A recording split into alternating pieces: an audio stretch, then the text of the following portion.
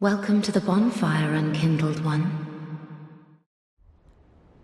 Hey everyone, it's BlueLizardJello and welcome back to Everything Possible in Dark Souls 3 here in the Ringed City. So we have already taken on our first boss, the Demon Prince, and today we will be making our way down into the city proper. But before we do that, of course I look a little bit different, so let's look at the gear. I have the Demon Scar upgraded to +5. We got this from Ludlith by trading in the Demon Prince soul. I have a short bow upgraded to +9 along with some fire arrows, the Onyx Blade at +5, and then just for a little bit of parry action I do have the Iron Round Shield.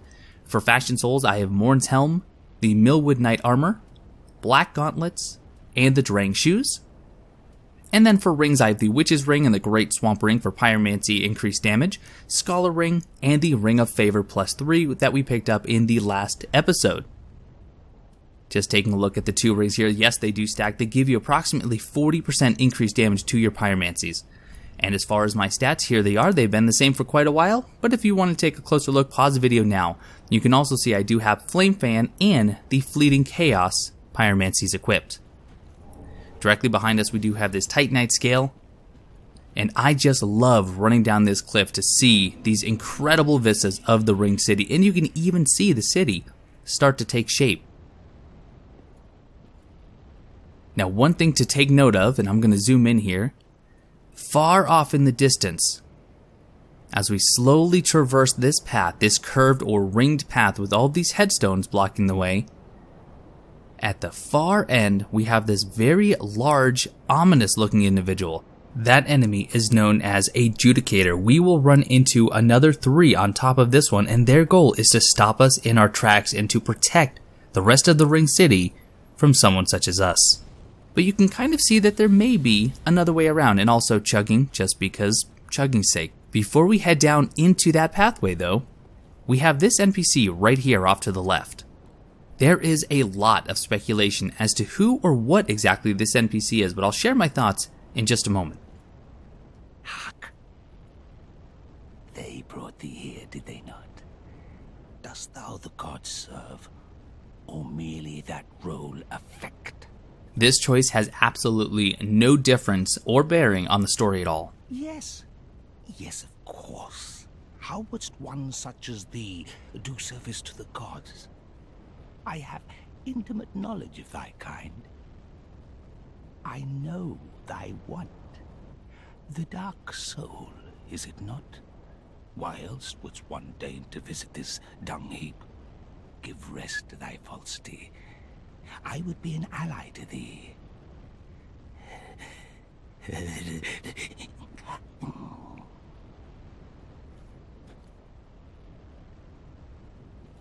If it is the dark soul thou desirest, then seek Filianor's church at the base of the cliff. There wilt thou the sleeping princess waken. Her slumber is a deceit, a lid covering an overgrown privy, a prop to keep thee from the dark soul of thine desire. He gives us some very important information as to what our goal is here in the Ringed City. Now, as far as I'm concerned, this is not a pygmy lord. He doesn't have his crown, and he is certainly not the furtive pygmy as some people would suggest. My belief, I think he's actually just a pygmy of the days gone by who's been outcast from the city, probably for holding some rather heretical beliefs. Now I warp back here to the Dreg Heap simply because where Lap was standing before, we now have a Siegbroi. I just wanted to pick this up before we head back into the city because we are going to be seeing Lap yet again. However, picking this item up is not a requisite in order for him to show up in his next location. Simply exhausting his dialogue is enough. So back here in the Ringed City, it is time for us to make some progress. The problem is that Adjudicator down at the far end, as he stands up, he raises his hands and he beckons. And what appears are the ghosts of ruined knights who are going to send forth a volley of arrows every time he stands up and raises his arms. And that is going to make traversing this area just a little bit difficult. But what I want to do here is just charge down the stairs as quickly as I can. Now you can stop behind these gravestones right to my right, or just continue on if you're fast enough. And you can stop right here. And the next spot that we're going to aim for is the broken stone in this little circle. So follow me, simply drop down, no fall damage whatsoever, but don't stop there because the arrows, as you just saw there, can still hit you. But walk off that ledge, you'll fall into that crumbled bit of stone, and so far you're safe. Pick up the soul of a crestfallen knight, and then directly ahead of us we have this crystal lizard. I'm going to use the onyx blade just for the little bit of reach it's going to give me. Careful now. Do not want to sprint off the edge. And here we have a Twinkling Titanite and a Titanite scale.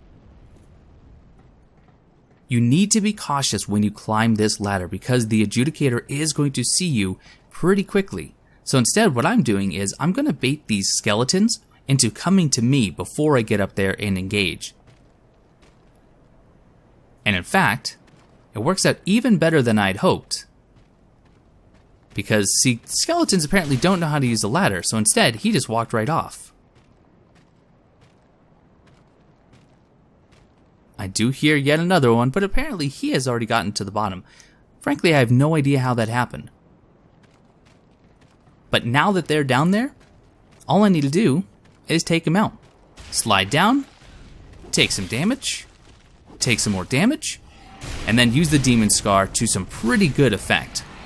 One down, one to go. And there we have it. Now, frankly, I could have just left them down there to their own devices. There's no reason to kill them, but I don't really like to leave enemies left alive. It's not really my MO. Now with this setup, you can see a few staircases. If we try to take the one that would go directly to the Adjudicator, directly in front of him, he would summon an extremely large dragon head that would breathe fire and kill us extremely quickly. So instead, here I am just running down the backside, because what we want him to do is not summon those archers, but to summon that knight right there, the one with the very large hammer. That allows us to get up close and personal. There's the knight again. Get some more damage here. Now he can still summon the archers like you see here. So what I'm going to do is I'm just going to roll away like a madman and then hide until he summons the melee fighter yet again. There he is. Let's charge. You can see I've already buffed my Onyx Blade. We nearly have him dead. There's the melee fighter. Now do watch out because he can also attack with his arms. But that is it, at least for this section. We will see him yet again and again. We get a Divine Blessing and we get a Titanite chunk. Now the Divine Blessing, we're going to get another type of blessing directly below us. This is trying to put together in our minds a connection between Guinevere and the Ring City. And for those of you who played it, you know that there is a very strong connection to the royal family and the Ring City. And we'll talk more about that as we get further and as we collect some more items. Look at the range of the flame fan. It doesn't have to hit with the fan itself. There is an extension of flames that does a great job. Here's a pair of budding green blossoms and a large soul of a weary warrior. Up here on these stairs in front of this large statue we have an ember. Directly in front of these tombstones we have two more Titanite chunks. We are going to get several chunks in this episode. By the way, if you try to collect all these items on your first playthrough without killing Adjudicator Jugo, you could be in for a bad time. Two more budding green blossoms, and now we're running all the way back past the staircase and then past this rotunda, because hiding directly behind it, we have a very cool armor set, the Ruin armor set. This is the armor set that those goats were wearing, and we are going to take a look at the description. Helm of the company of knights who were sent to the Ring City on an old king's orders. The knights sought the dark soul, but were so soundly crushed they had little choice but to swear themselves to the Judicator Giant. The ill-fated company was later immortalized in a dark fable, inspiring the aspect of certain golems in whom their name lived on. It is widely believed that the old king mentioned in the story is none other than Old King Vendrick from Dark Souls 2, and of course the Rune Sentinels, one of the bosses in said game, are based largely on these Ruin Knights. Over on this lone corpse, we get a hidden blessing. So we've now gotten a divine blessing from killing the Judicator Giant, and we have a hidden blessing from this room. Both blessings call into mind Guinevere, one of the daughters of Lord Gwyn, and again, the royal family is very strongly represented here. In fact, rather directly, I might add. Heading down these stairs, we can see a lot more of the ringed city off in the distance, but we have a very interesting NPC who's going to start talking. You can already see him peering around the corner. Many of us are by the fire, forsaken. I speak of thine kind and mine. Behold this city. We are kindred, but like two eyes which gaze upon the other. Fear not the dark, my friend, and let the feast begin. This is a locust preacher. We will encounter these talking locust preachers 2 more times. One was a wayfaring knight on an endless, forbidden search. Only the abyss granted closure, if not reunion with his beloved. Fear not the dark, my friend, and let the feast begin. Each of them are going to tell a different tale about different NPCs that we've encountered or will encounter. This one in particular seems to be talking about Alva, the Seeker of the Spurned. And well, we're going to see Alva yet again in this episode. So here we have some of the city's old denizens. There are 2 different varieties we're going to see both in this episode. These ones have a number of attacks. They do have this really annoying shove attack, which happens very quickly and can knock you off guard. By the way, there's a dung pie. And another one will curse you simply by being close. These ones in particular, though, can also use 2 different lightning attacks. And because they have lightning attacks, they can drop lightning gems. But they can also drop hollow gems and, as you just saw, dung pies. They also really like to hide on walls. You can see the one up on the wall here, but you can also see this one clinging on to the side. And watch what happens when I go to attack him. Well, not that one, but that time. This has happened in every practice that I had while trying to make this video. Every time I would try to knock him off, he would hop through the ground and then into the wall. He wouldn't die, but he would also never appear again. Here is an incredibly unnecessary use of floating chaos, just to knock him down and get a little bit of damage. Killing him and knocking the other one off because he was hiding on the ledge, and we get 2 purging stones. Now I immediately put these on my hotbar. And I'm going to tell you something right now. I learned something while recording and editing this episode. The purging stone, even though it suggests that it reduces curse buildup, it really means it reduces the buildup of hollowing, which is the curse. If you're about to be cursed and you try to use a stone, frankly, you're going to be out of luck. We have 3 different ways here. To the left is a door that does not open from this side, shocker. And then over here, we see a familiar face, or at least a familiar set of armor. But first we're going to grab this ember and let's talk to our good friend Lap. Oh, well, fancy meeting you here. A true blessing that we should seek the same place and find ourselves standing here together. I've got the last of my brew. Let's have our own little toast with it. So he is going to give us yet another Sigbroy. To my search, and to your duty, and to the joy that lies before us. All right then. Bottoms up. Now, I'm off in search of the Purging Monument. Once I find it, everything will come back to me. Who I was, what I lived for, what my name was, and what terrible grudges I held. I don't know. I just have this feeling that that's the kind of man I was. Oh, don't hold it against me. I only think I was. You have to love his brutal honesty. He's actually admitting that he is probably going to be a different person once he reaches the Purging Monument, because that's the kind of person that he was. I really appreciate that about Lap. Now, as we rest again at the bonfire, we're going to take one quick look at the statues. These caught my eye when I very first played it, and I've paid a lot of attention to the statues going forward, and this very clearly to me is a primordial serpent. We remember Kath, and we remember Framp from Dark Souls 1. Now this is attached to a dragon's body. Is it possible that the primordial serpents were always attached to a body and we just never saw it? Or is this just a depiction of what the Ring City denizens thought the primordial serpents would look like?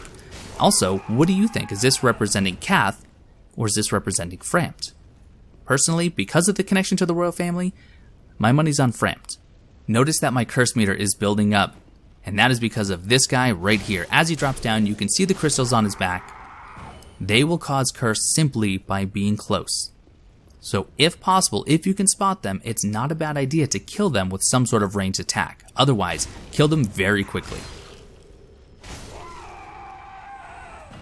And for example, I can see the smoke billowing off of this one, so I know that he is cursed, so I am going to just take some arrow shots at him. The nice thing is, when we're on stairs, really easy to get a critical, as you just saw there. And one more hit. And of course, we do have another one directly above us about to drop down. Fortunately, not one of the cursed varieties.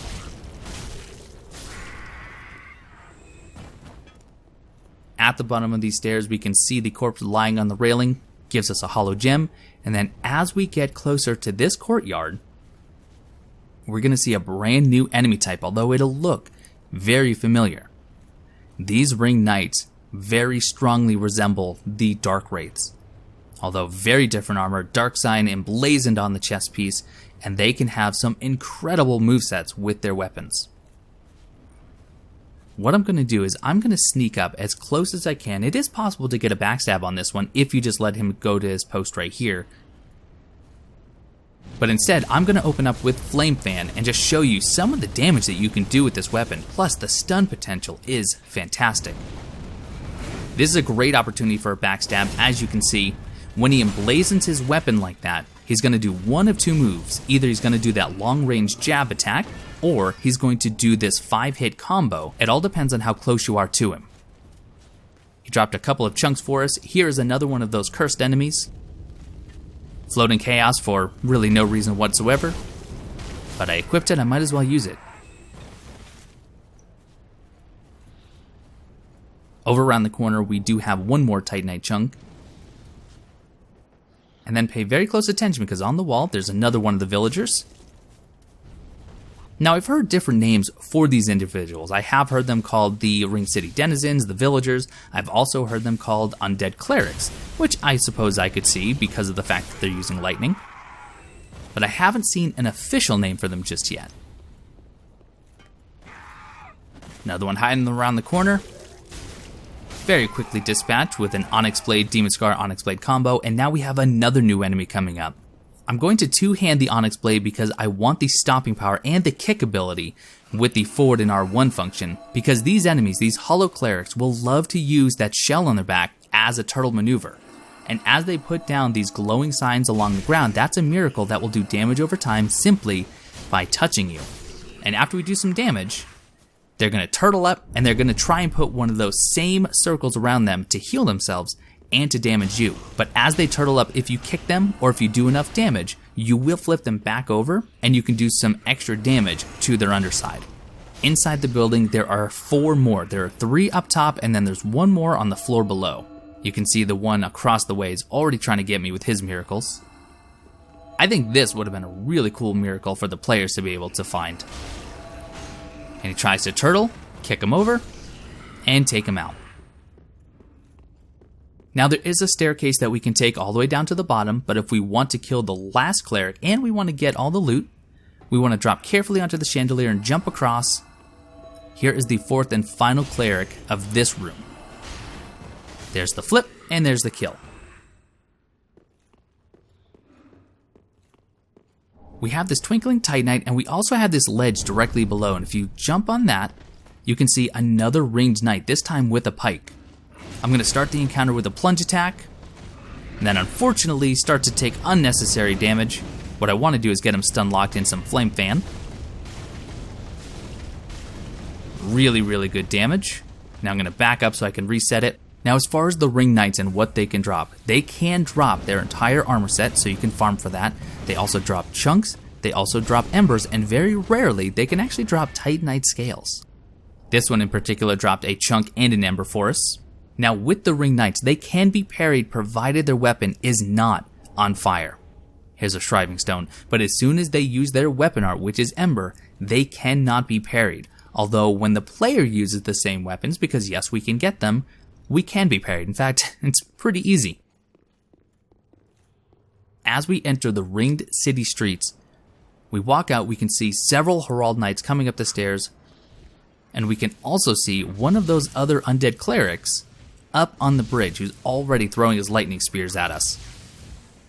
What I want to do is let the Herald Knights pass, be patient and bide our time, because one of them is going to stay up there, one of them is going to continue down below, and then one of them we can take out with relative ease. And I want to show you that not only can you do a plunge attack when it's available, these enemies are fairly easy to parry, but only when they're holding their weapon with one hand. At this point, I'm just waiting for the one to walk by again, and I'll get his attention so we can fight him away from the others.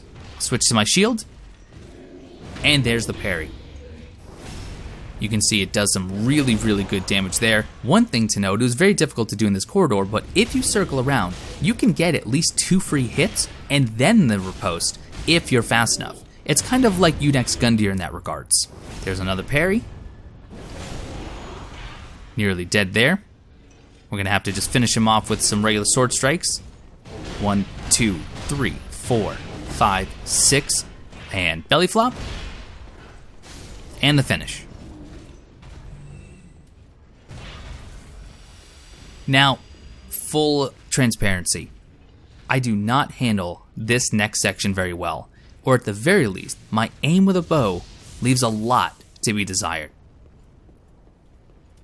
Standing up here, we have a few enemies in our sightlines. We have that undead cleric who's standing on the bridge that was just throwing lightning at us. My goal here was to hit him in the head, which would cause him to recoil, fall off the bridge, and then hopefully make his way towards me. I do eventually get it, but not before several very low damage hits that failed to knock him back almost at all.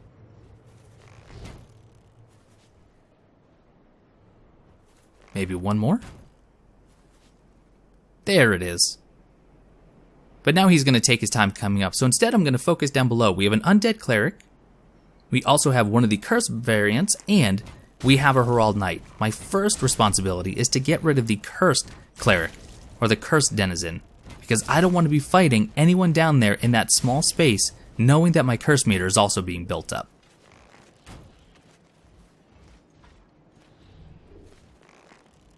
Like I said, my ability with the bow leaves a lot to be desired. Fortunately, there's the other undead cleric coming.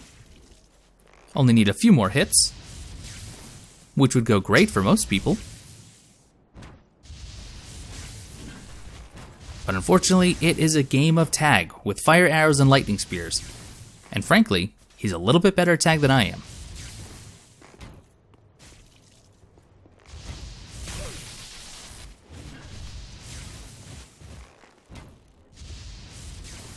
Although I have to say, this is a testament to Dark Souls 3's amazing hitboxes, because frankly, in most games I would have killed him by now. At this point, the other undead denizen is not going to come alive just yet, or at least he's not going to respond to us. So I am free to get the plunge attack, which does most of the damage, and then just 3 flame fans later and he is dead. On the corpse under him, we have a Titanite chunk, and now we're free to kill this last one. I say last one, but only last in this area. We have several more to kill.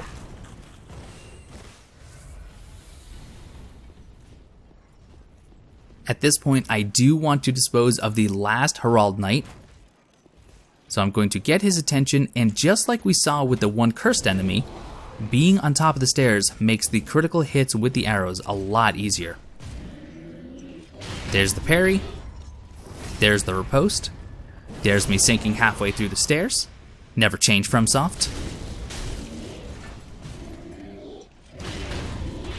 Once again, parry and riposte. With that delayed attack, make sure you're delaying your parry. It is not nearly as quick as the other version of his attack. With him dead, I don't want to go any further. Instead, I want to go on this bridge, although one of these guys just dropped down. Let him use his little lightning stake, kill him, and then before we cross the bridge where him and his compatriot were just standing, we want to head back up the stairs, because with those big double doors at the top, there is an NPC that we can talk to. And this is Shira.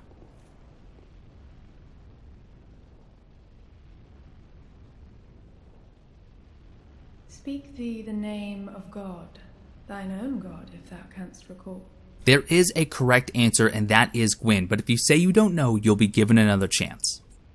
As I thought, such memories were lost by thy kind long ago, and so it is ye who yearn for darkness.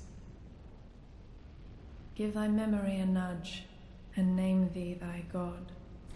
Ah, then thou'st not forgotten. Perhaps 'tis why we may converse. I am known as Shira, servant to the Princess Filianor, matriarch of the church. They who are ken to God's name are surely ken to the terrors of the dark. Please, I bid thee take not from the princess her peace or rest. As the fire waneth, does she lie by the dark, all for the sake of man. Thou'st a kind heart to speak to a captive such as I. It is no surprise thou rememberest our God. May I ask thee a kindness? Perhaps thou'st beheld the lone dragon that inhabited this city. Medir is his name, and the arch-dragons are his forebears. He once railed against the dark, but was by dark afflicted. Now here, returned, he remaineth, to watch over the sleeping princess, true to the old accord. And yet, I would have thee put the dragon to rest, before the dark consumeth him, and his vows are forgot. Now, while we haven't seen the dragon yet, we will be very soon. I offer my sincerest gratitude, thou who art ken to God's name. Please, take this. I have asked a thing most terrible of thee. May this token of thanks be of aid. Because we agreed to take down the lone dragon Medir, we got the sacred chime of Filianor. This chime requires 18 faith to use. The weapon art, Pray for Favor. It works a lot like Gentle Prayer in that it gives you a 4 HP per second regeneration for 60 seconds, but it impacts you and every co-op partner in your vicinity. But the chime itself is really built for a dedicated healer, because as you can read here, it expands the range of vicinity affecting miracles that heal, cure, or provide other enhancements. So anything where you would buff other players or you would heal other players, this will extend the range. And this, paired with another miracle that we're going to get later on in this DLC, will make it so you can heal from almost anywhere as long as you can see any of your partners. Over here on the corpse, we do get a couple of moss fruit, and then we can see another ringed knight in the distance. This one is going to act a little bit differently than the last two that we've seen, and it's all because of the shield, or at least his ability to use the shield's weapon art. My plan here is to get close enough so that he starts to approach me, and as he does so, I cast the Floating Chaos because they have very little poise, and even just a couple of these fireballs will knock him off balance. However, since I didn't actually capitalize on that, I'm going to bait this long poke attack. Should have gotten the backstab, but that's alright. You can see there is that shield's weapon art. We will be getting that shield, not in this episode, but it breathes a steady stream of fire, and oftentimes they will combine that with some of their melee attacks, such as what you're about to see here.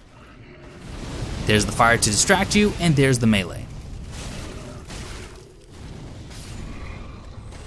But he is no more. I really am having a lot of fun with this Flame Fan, Onyx Blade, and the offhand combo. As we run around these pillars, and we begin to approach the stairs, we're going to see a message stating that we've been invaded by Dark Spirit, Seeker of the Spurned, and while it doesn't call him out by name, based on the armor and based on the item that we're going to get behind him, this is Alva, the Seeker of the Spurned, who we fought just outside of Irithyll Dungeon. His moveset is going to be exactly the same that we've seen before, so we just need to bait some of his attacks with the Murakumo, or if he gets his Arbalest ready. The Onyx Blade is really, really good for roll catching, but you can hear those bonus hits from the Flame Fan after we knocked him off guard. Now, if you're having difficulties with getting him to spawn, first off, you do not need to be embered. The invaders in the Ringed City DLC will invade whether you are embered or not. The problem is, there is a bug with Steam. If you are offline in Steam, the invaders will likely not show up. You can be offline in the game, but your Steam account has to be online. Just one more hit, and there he is. And he drops for us the Wolf Ring +3. The Wolf Ring, which does give added poise, this is the +3 version, which will give us a +9 poise. What I love here is that there's a connection between the Wolf Ring and Artorias and Alva. Both of them sought their beloved. Both of them sought a cure. Both of them were taken by the Abyss. But then back here where he spawned, we get a new armor set, the Black Witch set. Alva's and Zuli's is a very sad story. The purple hat of the witch Zuli, who intended to seduce Alva the Wayfarer, but eventually became his closest supporter, spending her entire life with him. Alva was seeking a cure for Saint Sarada. He traveled the world looking for a cure, but when he failed, he encountered Zuli, and Zuli wanted nothing more than to trip him up along the way, but she eventually fell for him and became such a close ally that they spent the rest of their lives together, and we can see here that he was guarding her corpse, even in death. Down below, we have another cursed enemy, so we're going to take him out with range, and you can see the monk or the cleric right next to him. If you get him aggroed while the Herald Knights are still alive, it can be incredibly difficult because of those little miracles that he'll place down on the ground. So instead, we take out the cursed enemy, we're going to buff our Onyx Blade, and take him out just as quickly as we can. 3 hits ought to do it. And as we get down to this next landing, there will be some more Herald Knights that start spawning, but we also have a couple of the denizens here. I'm going to run halfway because there's another one hiding on the wall. There he is. And I wanted him to get a little bit closer. Taking him out, you can see the Herald Knights starting to come up the stairs. There we go. Denizens are no more, although there's still a hallway full of them. So if you miss them, don't worry. Just wait a couple minutes. There's 2 more moss fruits. And now we have a pair of Herald Knights here and 1 more down at the base. Using the stairs to my advantage, can get a number of really good critical hits. Then let's switch back to our parry gear. And here's the opportunity to get a couple of bonus hits before you get the riposte. Look at how much damage that was. And if I had a higher critical weapon, or if I had the Hornet Ring on, that would do even more. 1, 2, 3, 4, 5, 6, and belly flop.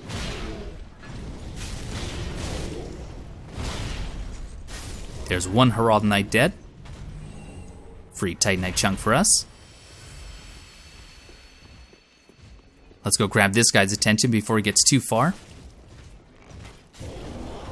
The hitbox on that head is surprisingly large.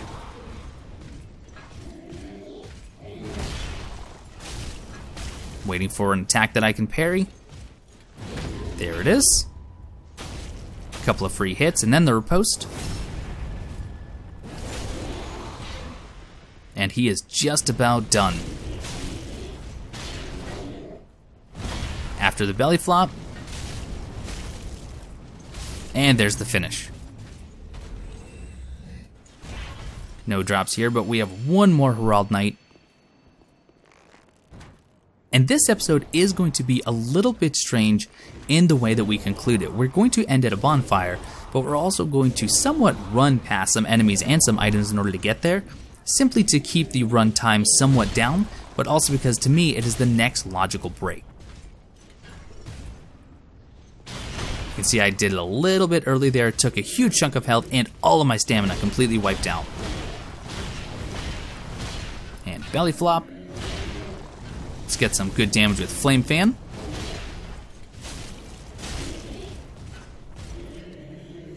Much better timed there. Should be able to finish him off. And there he is. No more Herald Knights in our way. Another Titanite chunk. And down there we can see that shiny. We will get there in just a bit. But we have 1 little side section left to explore. But it's not up here. But what I wanted to show you, or at least what I intended to show you, was a view of the Purging Monument. But even though I ran all the way back up here, only to turn around, and you can see it briefly in the distance, I neglected here to stop and show you. So instead, I'll show you where we're supposed to be going. Down here on this landing, here's the little side section we're going to explore now. We're going to be doing a lot of range attacks here, staying as far away as we can, unless we can kill them nice and quickly like this one. And you can see these enemies just litter the floor. Kill him nice and quick and then back up, because even if they're not aggroed, the curse does build up. And you can see here, this is where I learned the Purging Stone does not reduce that bar. I've been duped for 2 years.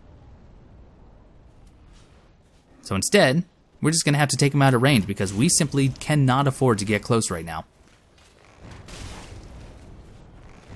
Nice headshot there.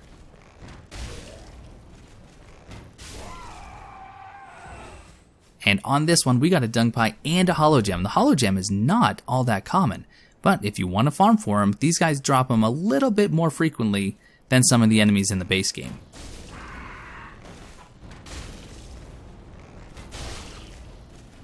We want to clear all these enemies out, because if we rush it, not only do we risk being cursed, we also risk having to fight them along with a very dangerous Ring Knight that's coming up.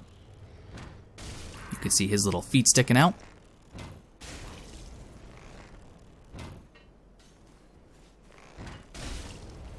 Just a couple more shots, just about done.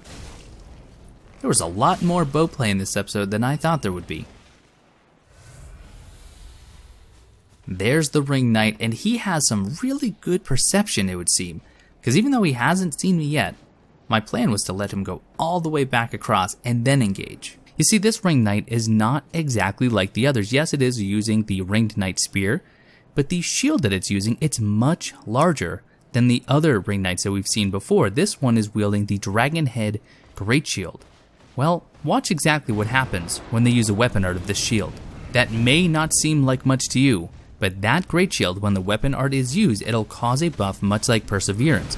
It will cause a large area of effect stun, and it will also give them increased poise, so it is a lot more difficult to knock them out of any animation. Fortunately, once that wears off, they're just like any other Ring Knight, and I can use my Flame Fan to pretty good effect. Also, if I need the extra space, simply backing up onto the stairs is not a bad option. A little bit of fleeting chaos just for fun. There is the buff again. You can see that glow around him. That does mean that that extra poise is in effect. So if I try to knock him out of any animation, it's going to be extremely difficult, especially when the weapon is embered, which automatically gives them some extra poise, it seems. We nearly have him here. Just need to dodge a couple more times. Not really sure why I thought floating chaos was the way to go, but I figured it deserved to kill. And there we get 2 more Titanite chunks, and we get the Ringed Knight leggings. Off camera, I will be farming for the entire set because I would like to show off at least portions of it, because it is a really, really cool armor set. With that Ringed Knight dead though, most of the dangerous enemies are out of the way. There are a couple other undead denizens up top, but we're not too concerned about them because they can't really get to us.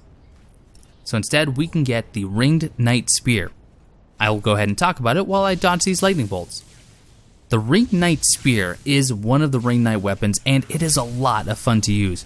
Now, I did mention that even though we can't parry the Ringed Knights when they're using the weapon art, it is easy to parry a player that's actually using the weapon art of the Ringed Knight Spear, which is Ember.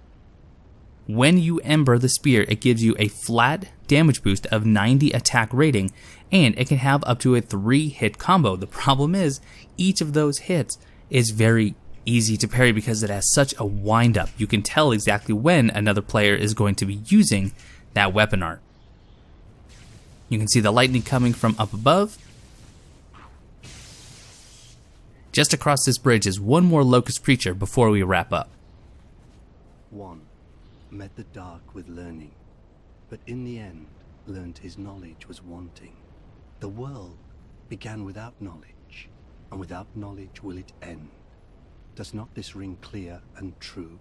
Fear not the dark, my friend, and let the feast begin. It does seem that this locust preacher is likely talking about Orbeck of Vinheim and his constant quest for knowledge. He even talks about you as a pupil and you and him starting a little school. You can see one more denizen just hiding up on this pillar. Let's give Floating Chaos one more time in the spotlight before I retire it for probably a good while. Now with him dead, that is the last enemy we are going to be killing, even though we will be running past several more. But we're going back to the main staircase. We're going to run down and grab that one shiny. Off to the left, there are a number of those clerics, the ones that can cast the horrible miracle along the ground. There's our large soul of a crestfallen knight, and those have a really fun mechanic, but we'll have to wait until next episode in order to see that. This is when I finally realized that I still haven't shown off the Purging Monument. So before we get to the bonfire and wrap up, let's head back up the stairs just a little ways, just enough so you can see it. And there it is. This is the Purging Monument, the one that Lap is looking for. We will have to be visiting that next time. You can see all the skulls adorning that large archway. Really interesting lore implications, that Purging Monument. But on that note, let's head down into the swamp. You can see all of the little locusts scurrying about. There is a lot of loot here, a lot of enemies to fight. You can see all these crystals growing in and around the trees. Here's another one of the large locust preachers with their magical weapon. But we're going to bypass them, run up these stairs, ignore even that shiny, and here is the bonfire. With more of these knight statues, more of the Framp statues. So much to discuss. So let's have that conversation down in the comments. But that is going to do it for this episode of Everything Possible in Dark Souls 3. I hope you're still enjoying, and I hope you learned something. And if you did, leave me a comment below and let me know what you learned. And if I missed something, as always, you have to leave that too, so we can all keep learning. But I want to thank you all so much for watching, and I will see you next time.